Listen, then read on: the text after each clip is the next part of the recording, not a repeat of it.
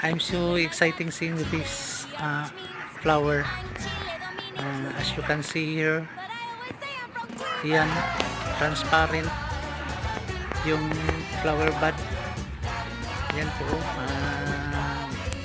Siguro malapit na itong mag-release ng flower. Yan. Ito po yung Dendrobium type na Cattleya. Mahaba ang tangkay. Ayan o.